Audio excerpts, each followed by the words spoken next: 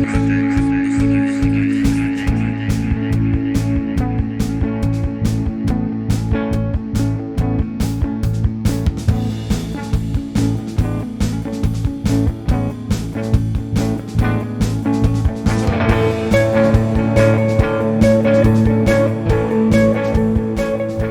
everyone and welcome to another episode of Lifting Your Spirits. Today I'm going to make you a cocktail. It's like a French Mezcal Margarita. I went rogue and it tasted good. And I made that cocktail for the good man, Noah Telson. He is the owner of the Comedy Cafe Berlin, and which has been a place of my comedic residency for the past 5 years. That's where I do a wandering barman every month here in Berlin. We have known each other for a good 10 years. We both started off doing some improv together, and we talk about that, man. We reminisce. We talk about his newborn baby. We talk about what it's like to own a club, and then we get deep on some science stuff. We go deep into just the general psyche of the human being. So I hope you enjoy it. Look out for all the necessary links wherever you're listening to or watching it. You can go to buymeacoffee.com where all the cool stuff is. And if you want, you can buy me a coffee or not. It doesn't matter these days, guys. It doesn't matter. Just enjoy the content. I'm glad you're here. Enjoy the show.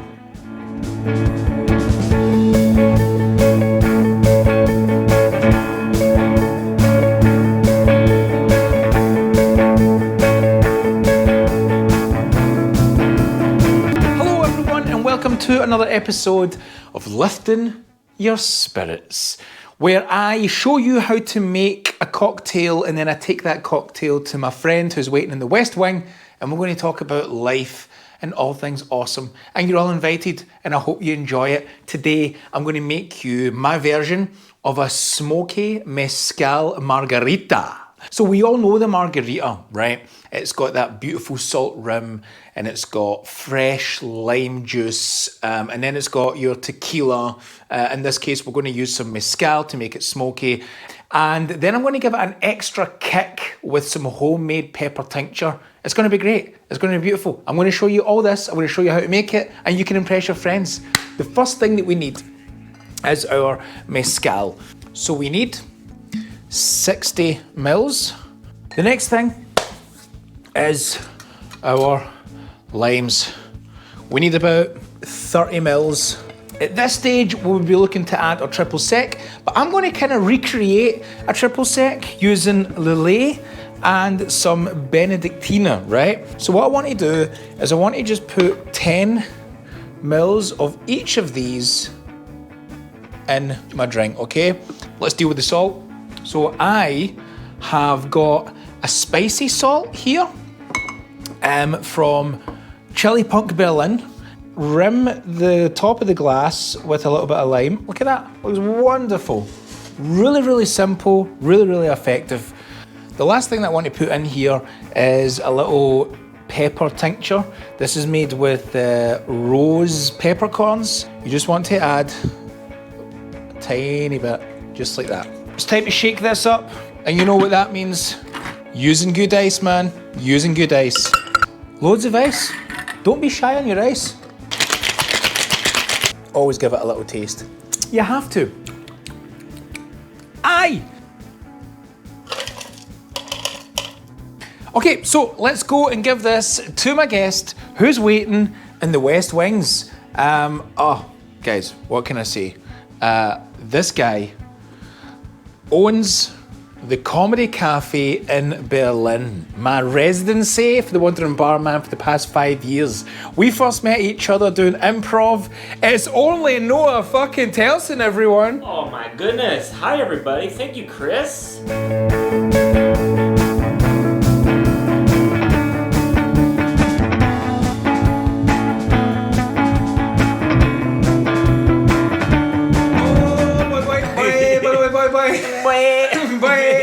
It's Noah. Hi. How you doing, man? I'm great. I'm about to get better. Cheers to you. Cheers, man. This is a little Mezcal Margarita. Yeah, with some of you come across Chili Punk, Neil Numm's little project. Oh, that's it? That's that. Little chili salts. Ooh. Yeah. Little kick in the ass before you get... Absolutely, man. So it's got a spice to it. I put some little pepper tincture in there. That's nice. Yeah, man, nice. The whole journey.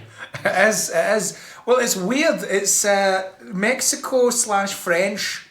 It's strange. It's a strange one. Miss Frenchy? Miss French? It's like your sexy school teacher. I like it. Ooh, sexy school teacher. Sexy school teacher. So you made it up yourself. Yeah, we'll I did. It went hashtag me too very quickly, no. But I think that's who we are. We didn't gender it. It could be a sexy male teacher. Indeed. It's very good. It's very nice. Thank you. Question for you. Tell me. Is this going to be my one question? No. No. I can ask you later. Yeah, you can ask me another one. Okay. You can ask me something later. When they put salt on it, Yeah. like, why? Good question. I'm sure there's a very simple question answer, but apparently, I don't know how true this is, but apparently with bottles of Corona, topical, and they put little limes there. It's supposed to keep the fruit flies away. Right. I don't know how true that is. I think that's just more of a kind of marketing gimmick. But that could keep them from crawling over. maybe, I don't know. Do flies not like salt? I don't know. I don't know either. Also, flies can fly. Flies can fly, so they can just fly right into your drink. Yeah. Stupid. It's just nice. It's just nice, Noah. Don't ask this stupid question. Don't ruin a good thing. How you doing, man? Thank you for being here. Good, thank you. Yeah, thanks for having me here. I've been meaning to get you on for a while. Yeah? Because you're essentially the longest withstanding patron of the Wandering Barman. Right. Yeah. No one has seen more shows of the Wandering Barman than you. It's very possible. Yeah. I mean, I believe it. It's a good show. Do you dream about the Wandering Barman? Every now and then I have nightmares. I wake up and there's like a purple triangle just looming over my head in a dark room, and there's a cocktail in my hand. No, and I'm being ordered to get ice from a fridge. Freezer. I do order you about quite a bit there. I like it. I like that show. I remember one time you came from drinking during the day, and you weren't really supposed to help me with the show, but you just wanted to come down and see the show anyway. Yeah. And I'm a good guy, that's why. You're a good guy. I wasn't just drunk. Totally. Let's go check this guy's bastard show out. And it was funny because for whatever reason I did need your help at one point, and you were in the audience, and I was just used to saying "Hey man, Noah, could you get me a fresh glass?" And you were just like, "Fuck off." I was doing that to be funny. Yeah, you're just like, "No." I was like, "Oh no, what's happened to my right hand man? He's gone rogue." Well, I really do like supporting the show, and I'll do it any way I can. Yeah. I don't always need to be funny. No, you don't. You don't. But although you always I do. Are. You are, man. Yeah. It's rare. We've fucking hell. We've known each other for 10 years. Yeah. Isn't that quite weird? It is pretty wild. And I know you more than I know my friends from where I grew up. I know you longer. I thought about this, dude. I thought about this the other day, and it really freaked me out in the wrong way. Yeah. Because what I imagined was I met people here. I've been in Berlin now for 12, 13 years. I met people 2 or 3 years into this journey, right? Yeah. They moved to Glasgow. Right.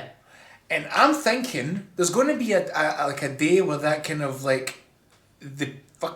it goes over, and they're like, "Oh, I've been in Glasgow longer than you have." Yeah. And I'm like, that's actually you're no longer you. I'm no longer the Glaswegian. No. / Cumbernauld. Yeah. But that's like a condition of any long-term expat, right? Yeah, man. We have sort of a placelessness. Yeah. It's kind of weird nowadays because it's not strange to be an expat. No. But there is some weird psychological... Can you imagine being... I imagine you're going to stay in Berlin for a very long time. Well, that is a good question, man. Who knows? Who knows? But, can you imagine being a 90-year-old and having to be committed to a senior home here? as like an expat. Like a 90-year-old? 90, like a Yeah. 90, Yeah, you know? yeah. Because when you get to that age and like, you know, dementia starts setting in and like, you know, you and I speak German, but it's not great. But like by the time we get to 90, our brains are going to be like, fuck German. We're going back to like English. Absolutely. And like these poor like, you know, like senior home helpers are going to be like trying to speak to us in German, but we're going to be like, you know, I'm speaking English. So I freak out about. I don't know why this. We're like the same age, yeah? I think I'm younger. Yeah, fuck. You're like 29 and shit. No, you're like 33 or I'm something. 34. Oh, you're 34. Okay, so we're practically finished. So I definitely, for whatever reason, I don't know why, have been starting to think about being 60 and being 65 or 70, right? It's not that far off. It's not that far off, man. It's like I'm like halfway there. Yeah. I don't freak out about it too much because there's still a long way to go. But I'm kind of thinking, am I still going to be working? Yeah. Doing this at 65, 70? Yeah. Am I still going to be in Berlin at 65, 70? I doubt it. Yeah. I doubt it. I don't see myself disappearing anytime soon, but I also have the realisation that families getting older. Yeah. They're going to need your help fairly soon, man. Not your help. Not your help. Where do your parents live? Just Noah like, hi! Chris sent me. I'm moving in.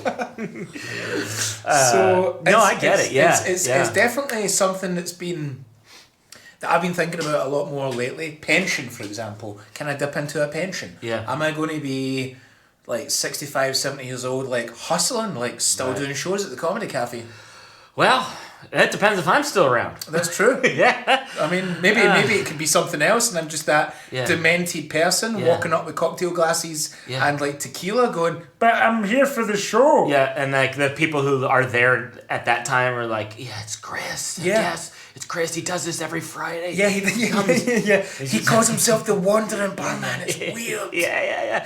Nobody knows who you are. Nobody really. And then someone at some point goes like onto YouTube and like searches, wow, this guy's got to be something. Search like the annals of history in YouTube, and they find some like Wandering Barman show. And he did do a show to 30 people in the year 2020. Yeah. Oh yeah. I often think that is a very highly probable outcome of a lot of us folk. Yeah, a lot of us creatives. 30 years down the line, and some kids checking out like your YouTube video that's got like 100 views. Yeah. After 30 years. Yeah, exactly. 100 views. Yeah. And they'd be like, "This guy was brilliant. How come nobody ever signed him to a deal?" Is this like, remember like Rodriguez? Yeah, exactly. Yeah. The lost, like, he got popular in South Africa, unbeknownst to him. Unbeknownst to him, like, he was massive. Massive, like, and then, like, they they went on a search for him, and he was down up in North America or whatever, and he was just, like, dotting about his house, and they were like, "Can you come to Africa and, like, do these stadium gigs?" And he's like, "What?" Yeah. And he's I lost my skills. I don't know how to play guitar anymore. Yeah, totally. And then he rocked it. Yeah. I bet you there's like you're like famous in some like Icelandic town. Oh, dude, I should. Well, if I am, tell me. I want to bathe in that glory. I don't want to be here like hustling. Your videos are being passed around on mixed like little cassettes. Oh, that'd be amazing. I'd love that.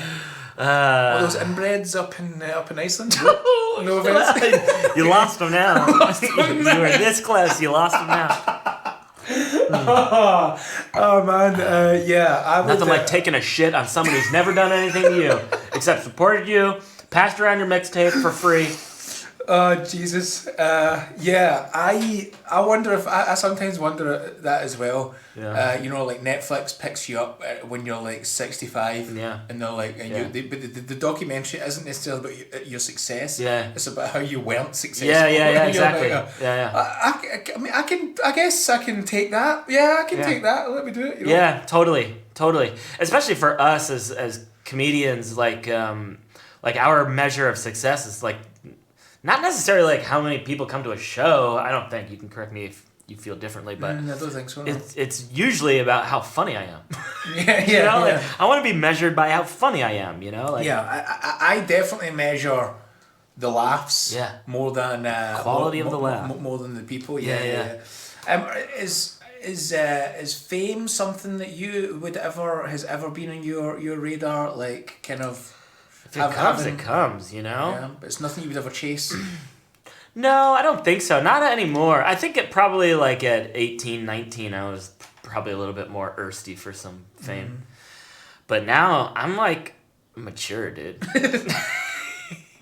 Yeah. I don't know if I would deal well with fame now. Maybe I'd probably deal with fame better now as a mature person. For sure, man, because you would see how fickle it all is, and you would just kind of be that grounded, like modest person, right? You know? But this idea of celebrity, especially like youthful celebrities, like it's kind of like this like vicious circle. Like your like inability to deal with celebritydom is like what feeds into your celebrityness. You know, like I like that. Like Britney Spears, you know, like couldn't deal with a celebrity, and you know, like she was, and it fucked her up. It's because like those people, they were really like they were put into a machine, like the celebrity machine. You know? Yeah. And I think if it was to come to us, we wouldn't get a machine. we would get a machine. We wouldn't come with a machine. It would be like like hand cranking something. You know? Yeah. But I think what I mean is like if fame were to come to me now, like I wouldn't have that youthful indiscretion that sort of like perpetuates celebritydom. Yeah. And therefore I probably wouldn't stay a celebrity for very long. Indeed.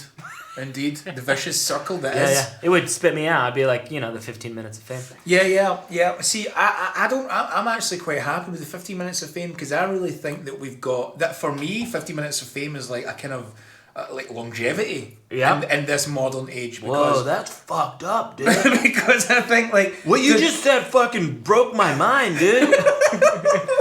15 minutes is forever? Yeah, totally. Wow. Because I feel like it went from 15 minutes to 5 minutes, and now it's 5 seconds of fame. Literally 5 seconds of fame. Right. Like TikTok, you know. Yeah, it's TikTok. like you know. What's TikTok? TikTok is the thing that you know. I was joking. No, I know, but it's, oh, you're telling your fans? I was telling my fans.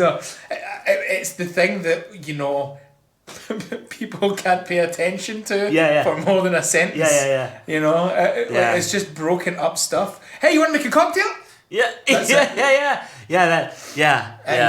I mean, it's only for the new gen. We sound like a bunch of fucking old men sitting on the back porch. Well, we do because we kind of are. 34 years old. Oh god. But it's true. Like I feel like the teenagers now are like the only people who are capable of making TikTok videos that are like it's interesting also like, to 18-year-olds. I feel like basically what 35 is doing is that okay, so the more that You're 35? I'm 35, I'll be 36 this year. And what I keep seeing in a lot of the TV shows that I watch, the interviews, the podcasts, the movie stars that I've always liked, the gap of them being on TV and being successful is closing very quickly on my age. It's not quite there, and I've still got time, you know, but not that I want to be a movie star, but whenever I see like, you know, and then it's going to get to a stage where all of the people are younger than you. So you're like 45, I'm going to be 45, like hustling the wandering barman, trying to get on TV or whatever, and like the majority of people that are on TV are going to be like 35 is going to be old then. Yeah. No, I'm already feeling it. I already feel like the old dog. I'm like that. I don't mind seeing people that are like 20, 25 and like are 18 years old, like fucking making it big. I'm always a bit like, enjoy it for the couple of months that it's going to be. Yeah. But then I see like, you know, I don't know, Hugh Jackman or fucking James McAvoy or something. Fucking. You know, they're like a couple of, it's not so much of a 5-year gap there, man. I'm like, Timothy Chalamet. Who's he? He's a brilliant, beautiful man. Yeah. But he's like 20 or something. He's done like really good movies. He's in the new Dune that's coming out. Oh, he's brilliant. Yeah. Yeah, he was in King. King? Yeah, Call Me By My Name. Call Me By My Name as well. Yeah. King was actually a not bad movie, man. I watched it. It's fantastic. Dude, I caught it on Netflix and I was like, alright, okay. And that fight where he's wearing the armor and he's just like so exhausted from Yeah. wearing that heavy fucking armor. Totally, because he's a little skinny dude. Yeah. Yeah. And then I watched some stupid YouTube thing that's like, this swords, like blacksmith rates, Oh yeah, I've seen this. Yeah, and he like totally picks apart that fight. Totally unrealistic. It's not. I was like, fucking, you have to shit on everything now. Totally. I enjoyed something for once, and this guy shat on it. So these are these just for anyone who doesn't know, that like Variety and GQ do these kind of things, and it's like breaking down like the breakdown of fight scenes from and like car stunts, and it goes through a bunch of stuff, and it's just these guys going like, that wouldn't happen. Yeah. That, that would have to be reinforced steel. Totally unrealistic, dude. I give it a 4 out of 5. I actually did a parody video. Oh yeah? Yeah, expert drinker rates drinking scenes in movies. No, dude. Yeah. Wait, why haven't I seen this? Because it was behind a paywall. I wouldn't expect you to have forked out any money for it. So. What paywall? We did Piffle. We did Piffle with Vagabond Brower Eye. Yeah. We sold tickets to Piffle. So was it a sketch for this? Yeah. Oh, cool. Yeah. It was this little like interstitials between sketches, Yeah. and we did these little videos. Piffle is an old kind of radio podcast Dude, show. if you don't know Piffle, you don't know. If you don't know Piffle, fucking stop watching this. That's a deep cut, though. That's a real deep cut in the Berlin.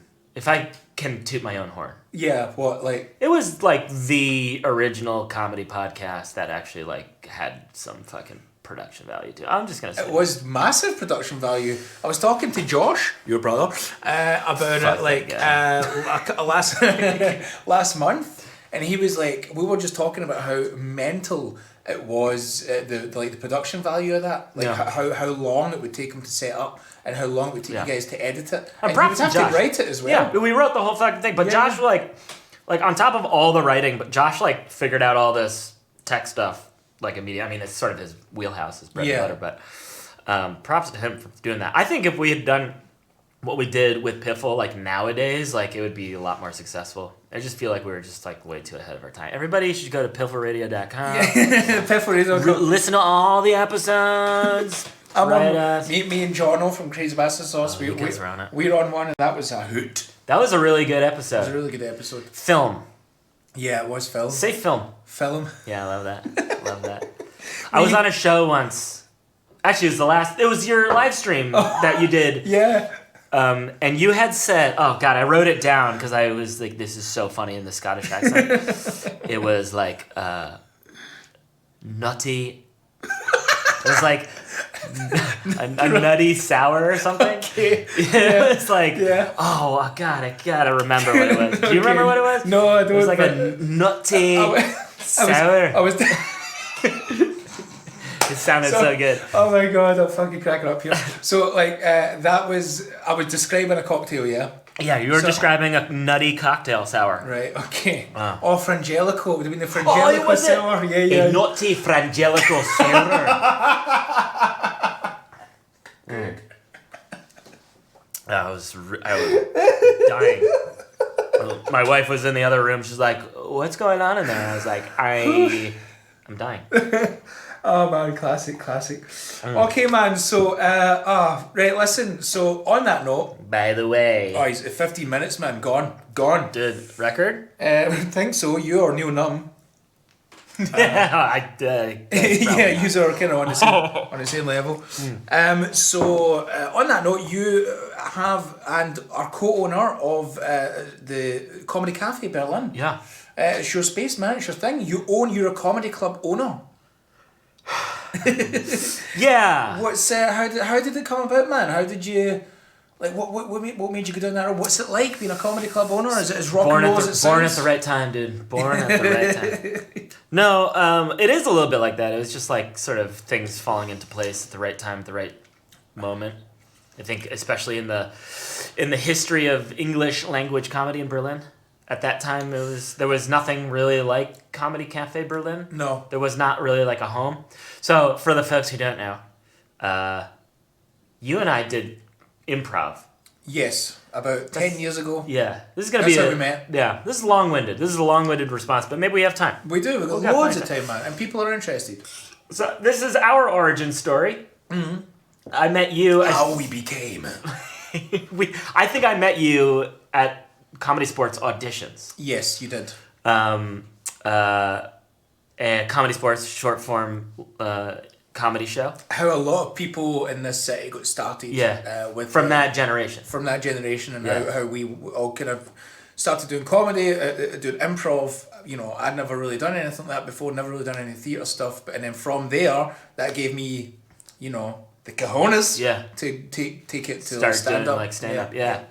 Yeah. I think it was like one open mic at Joe's bar, and like the 2 times a week or 2 times a month that Comedy Sports was on at Kookaburra. Oh, that's right. Yeah.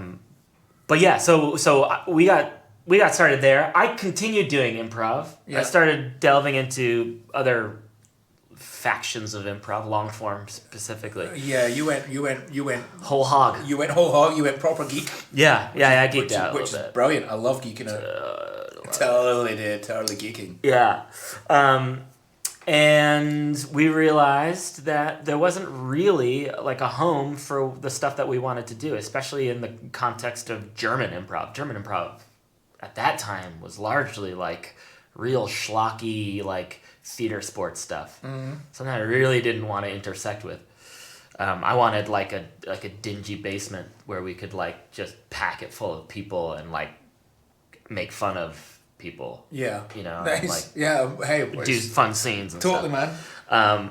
And we were doing that for a while at T Berlin. At T Berlin. Yeah. And then it was just like, well, we're battling too much with like bar traffic, and like the owners of bars want to like have a bar, not a comedy club, right? Sure. And we want to like turn this place into a comedy club. And I was like, why don't we just make our own space? Nice. And that was it. Nice. And then teamed up with some friends who had money. And money friends, get the dollar. Yeah.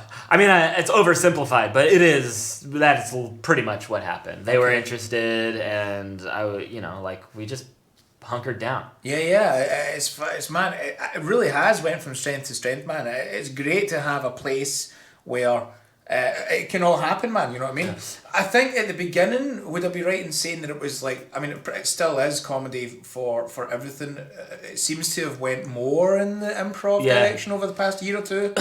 I would say even Before? longer. Yeah. Kind of really really kind of focusing on like this is an improv space. Yeah, I mean that was always part of it. I didn't really want to like draw too clear of a line in the sand, but sure. I mean stand up is what everyone knows as comedy. Sure. You can't let it go. But on the same hand, like everyone's doing it, and so like it's hard to just like make a business work when you're just doing what everybody else is doing at some bar, you know? Yeah. So we sort of like wanted to carve out our own niche. Yeah, man. You know? And it's my interests lie in improv, and so like I wanted to do what I was more interested in. Yeah, because there's like loads of. I mean, it's essentially a school as well. Yeah, it is. We have a school. Yeah, and that's what's fucking beautiful about it. Whereas like you can go and learn improv, and that's a lot of the traffic comes through that. Yeah. I don't know how much stand up you still have, but maybe my show. You can't really call my show stand up either. You know. Yeah. There's a lot of it that's. There's a little bit kind of workshopy, educationally, and then there's loads of crowd work. Yeah. So that's where the improv. But I think that's sort of the flavor of the like the average show that we have. It's not improv. It's like something that you can't quite call stand up. Yeah. It's stand up, but maybe you don't call it quite stand up. Yeah, totally. Yeah. I mean, Toby runs the open mic. Yeah. That's strict stand up, but like an open mic comes with its own like weirdness. Yeah. Some of the stuff that they do. You've had so many mental shows come through that place, man. Yeah, it's true. There was one that was like, it was like a kind of, I don't know, I think it may have been Dan Stern. Mm-hmm. And it was like games, like a game show night or something. Yeah. And everyone would have 5 to 10 minutes to kind of pilot like a game show. Yeah. And then like, I was just sitting there one day like, this is awesomely mental. Like the amount of like ideas that people had, man. It is kind of cool. I mean, I think on one hand I disagree with what I'm about to say, and on one hand I I'm saying it, so I agree. Controversy. But I think like one of the nice things about owning this space is like being able to like give as a comedian myself is to be able to like give the stage over as like a blank canvas for someone to do whatever the fuck they want. Yeah. Now, where I disagree with that is like I've many times said like maybe not here. Maybe like or like, you know, just like Okay. trusting I know this person as a producer. I trust like Dan Stern as a guy. Like I understand him and I trust that he will do something that I will for the most part like enjoy. Yeah. Like qualitatively enjoy. You know, someone who's being transgressive, not regressive. Ooh. Transgressive meaning like against the norm, regressive being like fucking terrible. So not regressive but transgressive. Yeah. And I think I like that. I like that a lot, as long as it's still funny, right? And that's a balance that's been difficult sometimes. To kind of okay. Yeah. So what happens? What's you as a comedian, as an owner of a space like that? How do you navigate that like the controversy of being like, nah, we don't want that here. Or do you just like do you just ignore emails for a couple of weeks? No, I mean it because that must be hard to navigate. No? It is. It's difficult. And I think every time we've bumped up against that, we've dealt with it in different ways. Right. You know, there have been times where we just like know this person has been wrapped up in like Me Too, for example. I'm just like, we can be totally upfront with that. Yeah, I have to admit, man, the policies that you guys are very good at like strict guidelines. Yeah. We have sending out like an email to like the all the producers and stuff and then go like that. But this is our guidelines, man. Mm-hmm. Don't like stray from these because you won't be back. Got to. You have to. Totally, man. I mean, if someone's not doing that, I think they're like, they're certainly playing with fire, right? They're like, because you know, like at any moment they can get wrapped up in the moment. But also, like, why aren't you telling the audience and like prospective audience members and people who may want to perform at your place, like, what you're about? Totally. Right? I want to know, like, if I go to a certain theater, like what their policies are, what they believe in, what they stand for. Yeah. I know that's not the norm, but it's like it feels weird to like to be that withholding. Yeah. And I'm not trying to say like be political, like put your mind out, like put your heart out there, let everybody see it, that kind of thing. I think it's cool if you do that, but like I'm just saying like you don't have to be you don't have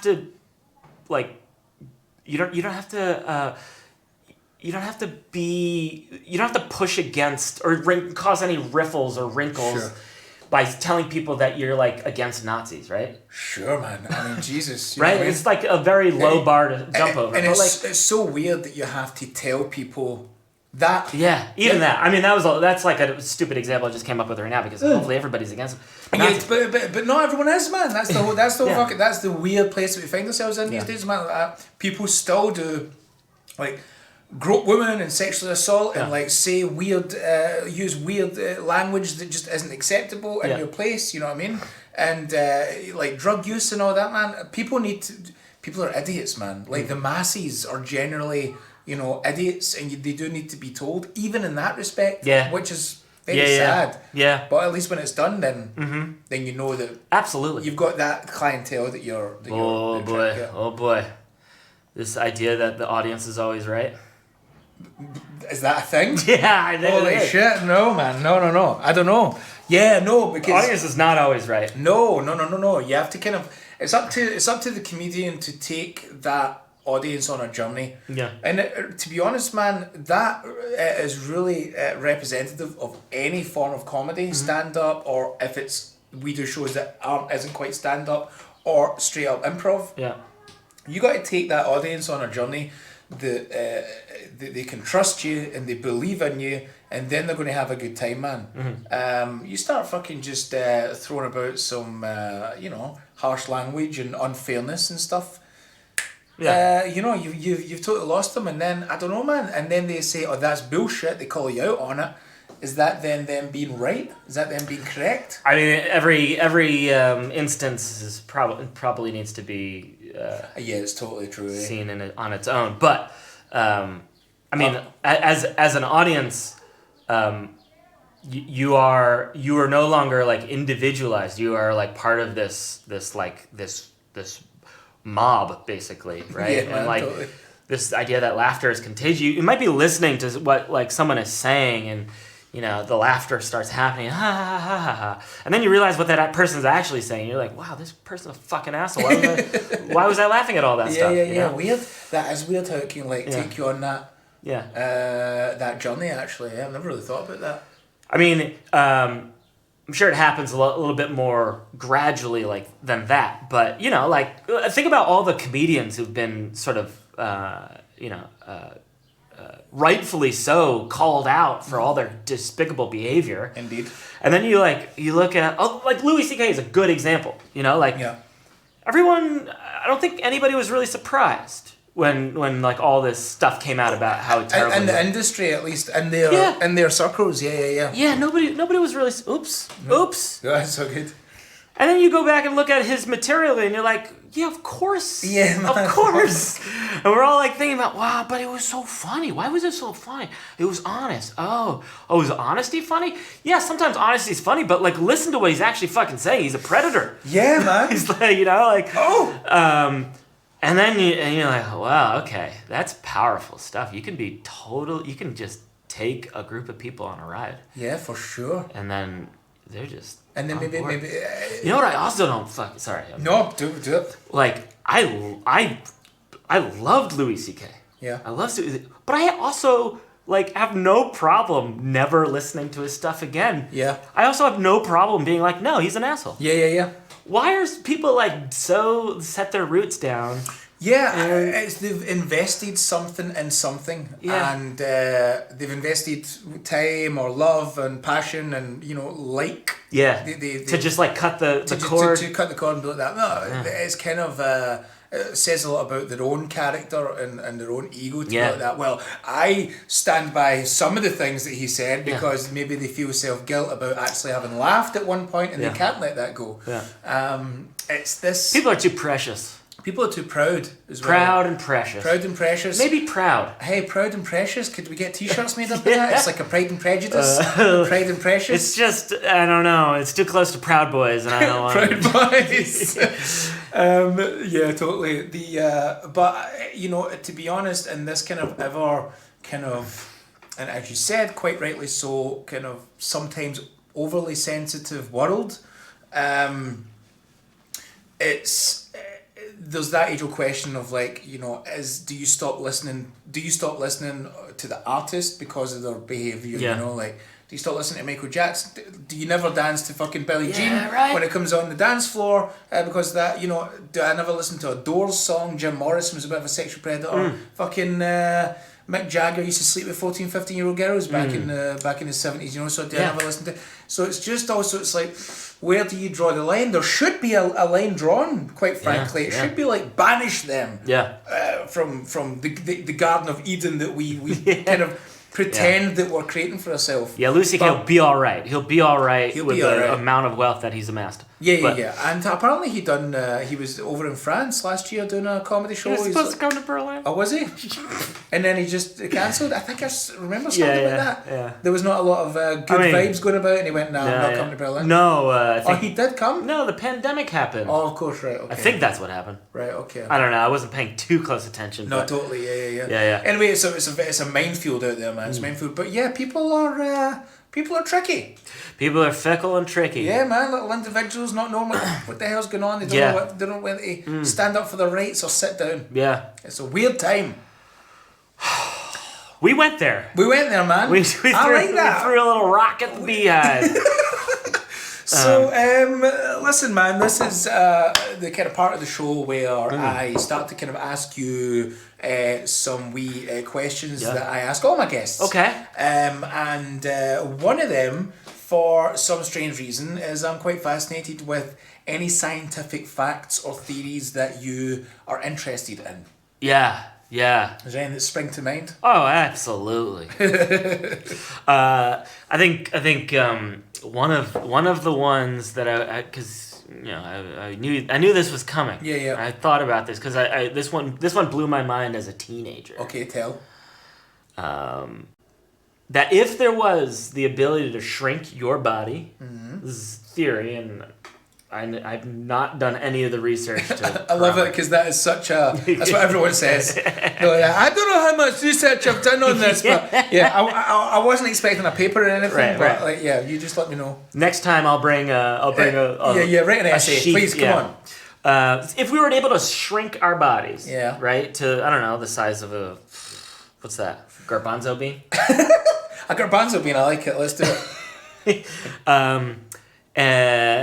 The bone density of our bodies at that is still the same as here. Right, okay. As big as we are here. Right.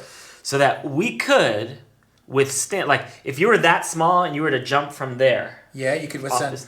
Off that feels like a...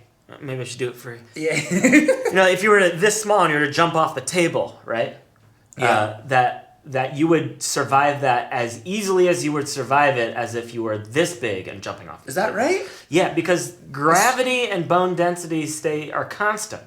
They stay the same. Right. Regardless of how big you are. Mm-hmm. So you would feel the same effect of jumping off this table as if you were normal size. That's mental. Isn't that fucking cool? That's crazy. I mean, it makes sense. Do you think we could like ants can carry like, I don't know, 100 times their weight or something shit? like that. Do you think that could be possible? Is that the same kind of theory? Is that the well, it would, right? You would be able to... You could carry, like, you could do... You could... That one I don't know, because we're taking into account, like, muscles and shit. I guess if our muscles... But I don't know, if you maybe just put the weight on you, maybe you couldn't carry it, but you could, like, at least survive the weight. Yeah, there's some mathematician who has figured it out, I'm sure. But that's a good question. That sometimes seems to be the answer to too many unsolved questions and Leave mysteries. Leave it to the professionals. There's a mathematician somewhere that's figured it out. I like that, man. I like that. That blew my mind as a stoned 18-year-old. Cool. Whoa. Speaking of like being stoned, do you have any like weird habits that you being stoned's not weird, dude. It's weird, dude. Don't shame the stoners out there. This is a shame-free zone. I do. So when you asked me this originally, the way I perceived it was differently than like how I actually what you actually mean by it. What I perceived the question to be in my own like sleep-deprived mind was that are there any things that you do that you think are normal that other people would be like, what the fuck are you doing? And you're like, well, I'm just being a normal person. Right, okay, yeah. What, you don't like fucking bogies being wiped on you? Yeah. What the fuck is wrong with you, man? Right. Don't you all do that? So like I was thinking of racking my brain for things that like that. And I often get like self-conscious when visitors come over to my house and like I'm in the kitchen and I'm like doing something in the kitchen. They're like, you putting olive oil in like a cast iron pan? You're not supposed to do that. That's obviously something you can do, but like you're just like worried that might be a thing. Really? Yeah, always. Okay, I'm so neurotic. Right, okay. But oh my god, my eye just started twitching. Okay. That's how sleep deprived I am. Can you see it? Oh, dude, this will pick it up. Okay. So one thing, it's not really in this vein, but when I wake up after a night of sleep, while I'm sleeping, I create a vacuum in my mouth. A vacuum in your mouth? Yeah. So like somehow, like physically, I've removed all the air from my mouth. Right. And as a consequence, my tongue fills up all the space. Okay. Right? Can you imagine this? I'm imagining it right now. Yeah. So this is happening while I'm sleeping. Right. Okay. I've figured this out after many times waking up like this, with my tongue being completely imprinted by all my teeth. Really? Yeah. Yeah, And so if you stick your tongue out in the mirror, you can see the you can indentations. see all my teeth indentations along the edge of my tongue. Very interesting. Because all night my tongue is like... You're kind of like pressing it against... Yeah, well, I'm not pressing. It's just that my just tongue is just like... Inflates? Yeah, kind of like... Little inflation tongue? Okay, so close your mouth and keep your teeth like, close your mouth. Mm-hmm. Yeah? Now, suck, like, pull all the air out of your mouth. What's happening with your tongue? It's halfway down my throat. Oh no! Really? This is my own weirdness. Yeah, because my tongue. I'm just imagining you sleeping though, and just like waking up, like just like stirring, like everyone does in the morning. And then like. Well, I'm breathing through my nose. Somehow, like the back of my tongue has just like that is some sealed phenomenon off. Shit, man. Have you seen a doctor about this? No. Yeah. You need to go to the doctor, man. Well, so yeah. I mean, I was telling Leah, like, don't you get this? Don't you have this? She's like, what are you talking about? I can really imagine her being super fucking confused. Yeah. And it was like not that long ago. We've been together, I don't know how many years, like 15 years. Maybe. Okay. High school sweethearts. College sweethearts been hard to spend. It's all crazy. Yeah. It's all getting high and shit. Whoa. But like you're so hot. Can I like date you? You want to go like to a movie? You want our first movie? Yeah, I do. Burn After Reading. All right. Yeah. This is like kind of why we got together. We like talking at a party, and she's like, "I love the Coen Brothers." Coen Brothers? Coen Brothers. Coen Brothers. Yeah. And I was like, "Whoa, what kind of cool, attractive chick are you that loves Coen Brothers?" You want to go see like Burn After Reading? It's in the theaters right now. This is so good, man. And she drove. I made her drive. She drive? Yeah. She drove. She drove. She drove to the drive-through. She drove all the way there. It wasn't a drive-through though. No. That would have been super romantic. It was the Westchester Mall. The Westchester Mall. And did you get? How did you play it? Was it like? Did you pay? No. No. Split the bill? Yeah, and I think she lugged that. She lugged that. She lugged it around with it for the rest of her life. Yeah. She's just waiting to pop it. You fucking paid half price. I want that money back. I made her drive, and she paid for her own. Did you give her gas money? Probably not. You son of a bitch. Yeah. No, that's too far. That's like, that was a great night, so how much for the gas? She's like, what the fuck? Did you get hot dogs, popcorn, cola, some Coca-Cola, some sweets? I don't remember that specifically, but knowing Leah, she got popcorn. Little kiss in the cinema? No. Yeah, it was always a weird one that I felt. Yeah. Try to kiss in the cinema and it's like, is this why we're here? Yeah. Let's watch the movie. I used to freak the shit out of the cinema going on a date, man. Yeah. Like a little kind of brush on the leg. Hashtag me too creepiness. Right. Totally. right, boy. And how do you do it nowadays? Kind I of don't know. Little arm over. Yeah. I wasn't ever really sure, See, I think I was like cool. Yeah. Yeah. I think I was cool about it. Like, I didn't really know what was going on. But it was like, she's cool. Like, she could be like my best friend. She's like so cool. Like she's gonna be like one day like the mother of my children. Yeah. God. Yeah. Imagine that. Imagine that.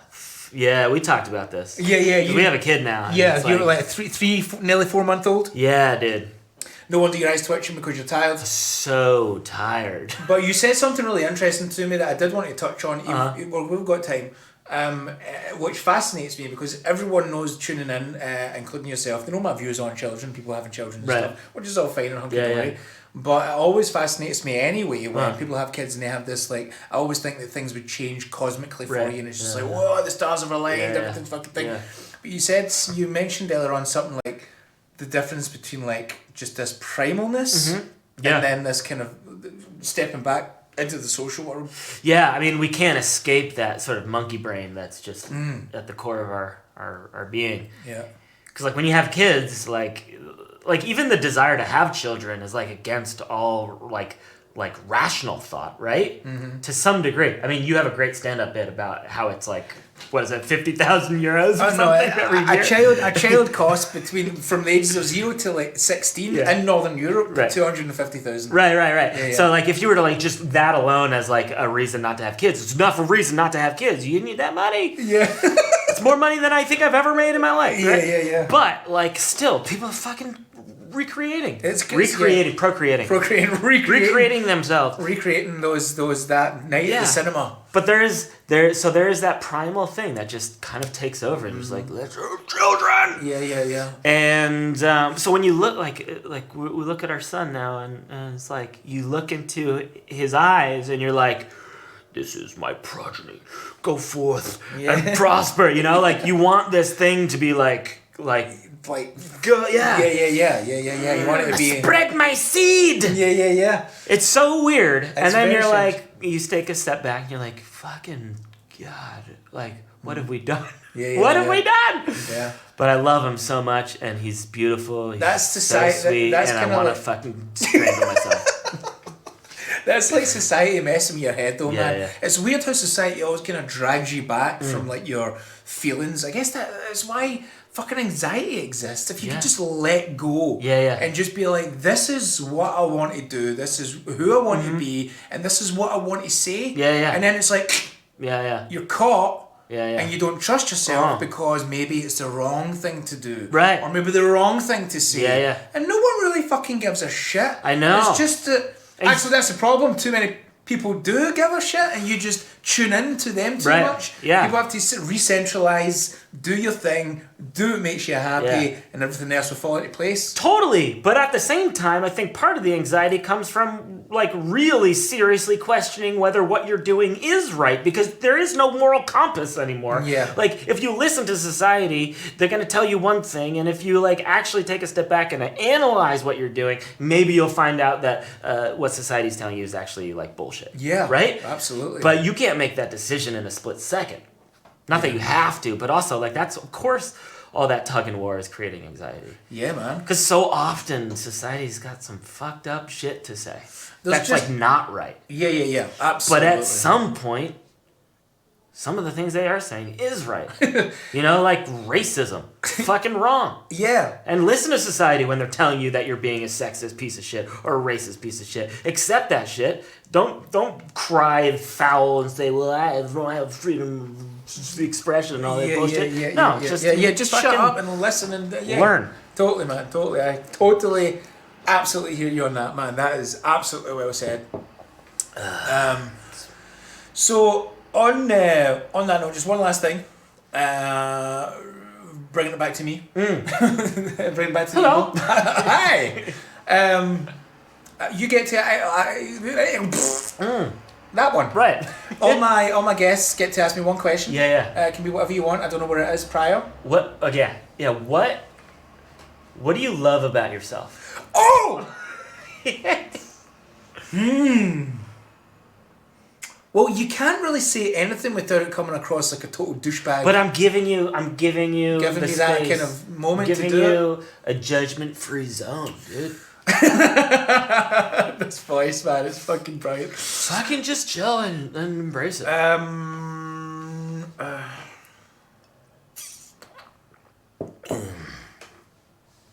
Okay, two things are springing to mind. I like to think that I'm quite a modest person. Yeah. So I kind of pride myself in modesty and kind of humbleness, I think. And just being like, not like getting too carried away with, look at me, or not letting my ego get too carried away with me. Even although on like paper, I exercise my ego. Right. Through stand-up, you know? It's like trying to get like 100 people to like look at me for an hour with a microphone and loud voice and all that kind of stuff.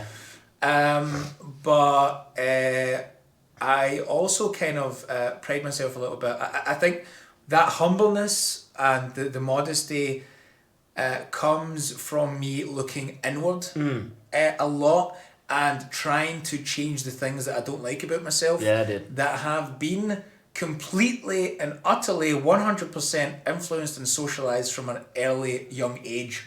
So experiencing certain things or having certain characteristics that you were exposed to and influenced by, not carrying those bad elements of those things to where I am now. And for the most part it works, but then sometimes you kind of catch yourself behaving that way. You know? And to catch yourself and then have a word with yourself and go, Nah, man, we're trying not to be that. Totally. Like, self-deprecation is one of the ones that kind of like spring to mind. I hate self-deprecation. I hate feeling sorry for yourself, and that was something that I was exposed to through other family members. They would always kind of go down this road of like self-deprecation, and it always pained me to see that. And for a long time, I did kind of blame the world for any wrongdoings that I kind of actually created for myself. Yeah. And I was just blaming a bunch of stuff on other shit and actually not me. So working through those little things and also try to be modest, I guess.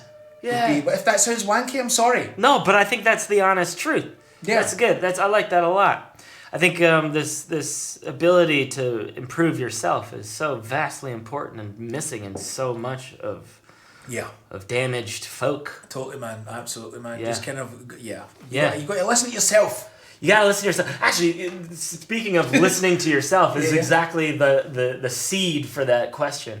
Because like, I was listening to a recording of myself, and I remember very early on, like getting into performance and like having to like go back and review shows of mine and like being, having to like critique myself. The one thing that I could not get over was hearing the sound of my own voice. Okay.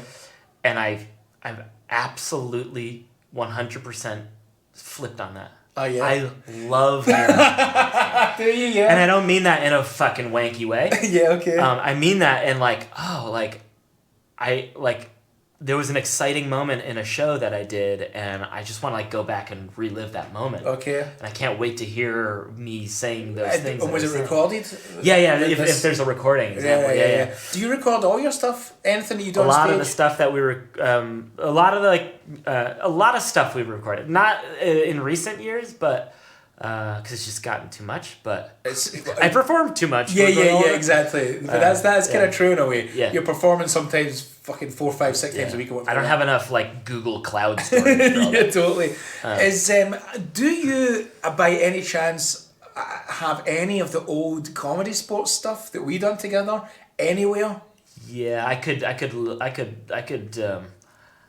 probably find like because remember we used to upload them. Steph has them. Steph was the one who's uploading them. Okay. Josh was uploading a few. I don't know if you were in comedy sports when Josh was there as well.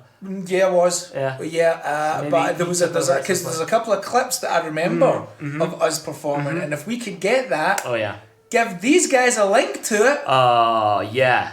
You know? Yeah, that would be really funny. That would be cool. Let's do it. We'll hunt that down. I have to get in touch with Steph. Yeah. I thought they were just always up on YouTube, but I can't. I remember. Well, she would know. Or traipsing through some old emails might be the answer, because remember every week we get those. Yeah. Anyway, Wow. All right, man, dude. Ooh. I think we're. Yeah. That was brilliant. Money. Dude. Money. You monetizing this, dude? Man, you made me laugh so much on that, man. That's really, really cool. I don't think I've laughed that hard on any of the podcasts yet, man. Good. So that was cool. Right, man, Noah, Big Mr. Noah Telson. I'm going to put all the links that you need to follow him, find the cafe, Piffle episodes, and hopefully our old school 10-year-old combination of comedy sports and stuff. We'll make that happen. And you can follow me. Go to Go to Buy Me a Coffee. The links are below, where everything is: sketches, cocktail recipes, all that kind of stuff that you enjoy, and also the deep dive to how that cocktail is made that Noah drank. It was the kind of Frenchy, spicy Mezcal Margarita. Who knows what it is? It's the Miss sexy teacher or something. Oh, it's the sexy teacher. Sexy teacher. If it's Miss, then we did gender. No, let's just do sexy teacher. Yeah, sexy teacher. Okay, cool. I like it, man. Thank you for tuning in. Cheers, Noah. Cheers. Do we shake hands? Let's do one of those. Yeah, this is COVID safe. Bye.